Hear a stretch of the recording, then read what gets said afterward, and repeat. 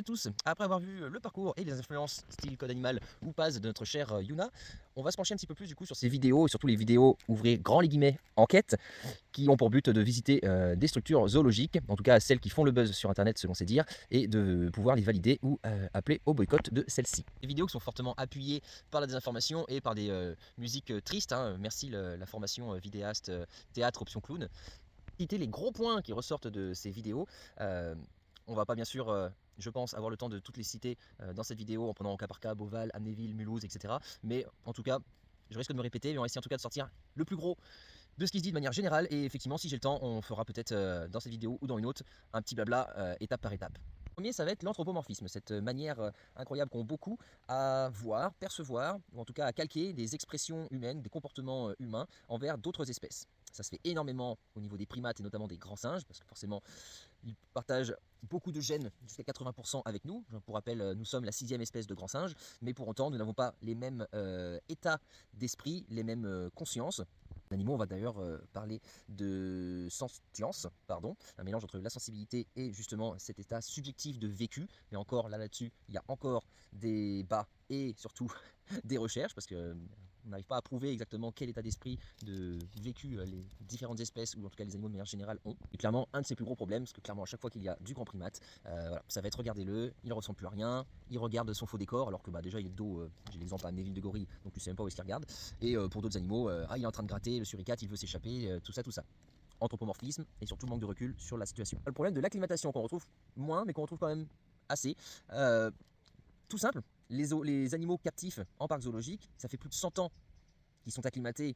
Moi, je vais parler beaucoup à l'échelle française et européenne, donc ils sont acclimatés depuis plus de 100 ans au climat européen, au climat français. Forcément, pas mal de ces vidéos ont été tournées l'hiver. Donc, il y a des animaux qui sont en intérieur, au chaud. Il y a quand même des réglementations en fonction des espèces, même si certaines, à partir de 10 degrés, 15 degrés, même certaines à partir de 5, mais en tout cas pour celles qui ont les plus grosses restrictions, on va les sortir qu'à partir de ces températures-là. Pour autant, il n'y a pas de quoi quand on se renseigne un petit peu, avoir pitié ou je ne sais quoi envers des girafes, envers des animaux souvent de pays chauds d'Afrique, quand ils sont sortis chez nous alors qu'il fait 12 degrés. Je vous rappelle que la nuit, en Afrique, on est bien plus bas que ça en termes de température. D'ailleurs, pour le cas de la France, ça fait plus de 80 ans que les animaux ne sont plus capturés dans la nature. Les seuls animaux que vous verrez aujourd'hui, en 2026, en parc zoologique, qui sont issus de la nature, c'est des animaux qui ont été braconnés, capturés dans leur jeunesse, et qui soit de base, comme on a Nénette, par exemple en retour de la ménagerie, sont arrivés directement à Paris, ou alors c'est des animaux dont ça a été le cas, et qui ont, suite à des saisies de douane ou chez des particuliers, atterri en parc zoologique. Voilà.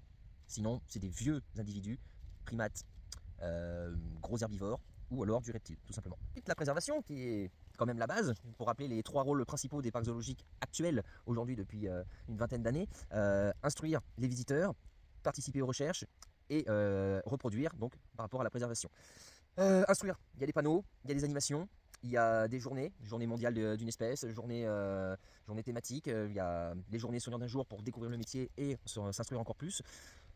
Voilà, il y a à peu près une centaine d'assauts soutenus de manière financière, matérielle ou main-d'œuvre de façon internationale.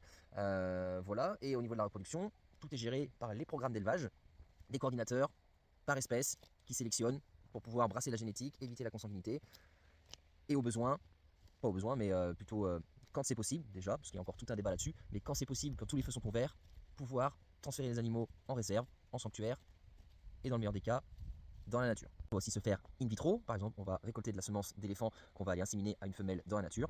Et un autre point aussi concernant la classification par l'UICN des espèces, leur niveau de menace du coup, il y a effectivement beaucoup encore d'espèces classées préoccupation mineure dans les parcs zoologiques. C'est pas pour autant qu'elles n'ont rien à y faire. Elles sont en danger dans tous les cas, même de manière indirecte, parce qu'elles partagent des habitats avec des espèces qui, elles, sont déjà menacées.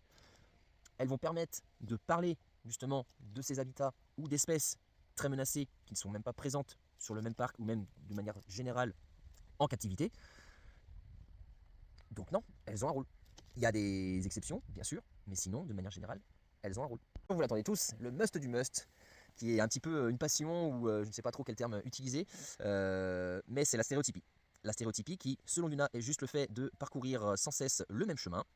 C'est vrai et c'est pas vrai. La stéréotypie, c'est un comportement répétitif, dit anormal ou en tout cas sans but, qui peut avoir plein, mais vraiment plein d'exemples Il y a effectivement le passing qui est le fait de marcher, de faire tout un même chemin sans but. Il y a le head shaking souvent chez les éléphants qui est le fait de balancer sa tête encore une fois de manière inutile. Mais il y a plein d'autres façons. Il y a le piquage chez les oiseaux. Il y a chez les primates, ça peut être le fait juste de prendre un bâton et de le taper inutilement comme ça sur un caillou ou autre. Non, il faut arrêter parce qu'il y en a beaucoup qui se croient experts de la stéréotypie alors que même les professionnels, je parle pas forcément des soigneurs animaliers, vont voir un animal.